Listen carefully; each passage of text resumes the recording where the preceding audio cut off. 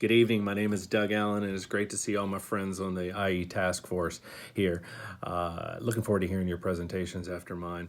But really wanted to just talk about a stable growth opportunity, building off of our current strengths that both accomplishes a financial goal as well as a moral duty. And what I'm talking about is bringing more books and resources and capabilities to our friends to the South and South America.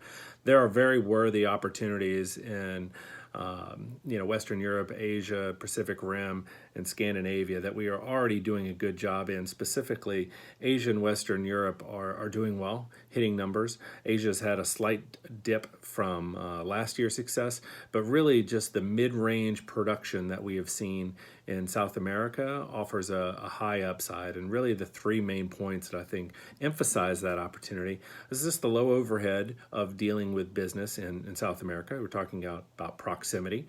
Call centers are already built based on the time zones, as well as the capital for travel, translating, customs, shipping, and marketing. We're also going to be able to be quicker to market.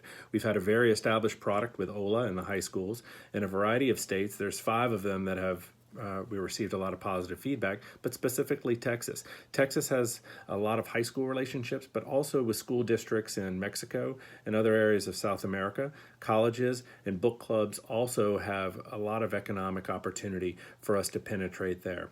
And lastly, the economic growth overall of the region. Granted, the largest market share that is in South America is in Brazil, so we'd have to translate into Portuguese, but we've had a lot of good work in Portugal as part of our Western Europe enterprises, but also looking at the high market growth rate that they have. A lot of stability.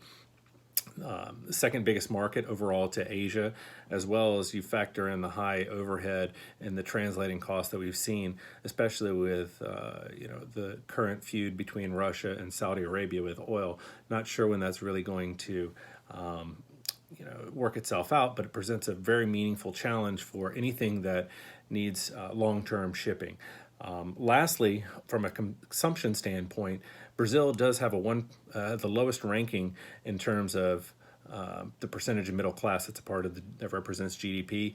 We have good relationships with the ambassador there in the Brazilian embassy, and really feel like we can get some government contracts to be able to provide literature for that very large growing middle class for their book clubs as well as their high school, college, and post-grad needs. So lastly, looking at the best return on investment, overall risk reward, and geographic synergies. It's going to be profitable, it's going to check the box for a moral win, and it will supplement the growth that's happening in Asia and Western Europe. So my recommendation is to do it, and look forward to hearing the other presentations. Thank you and have a good night.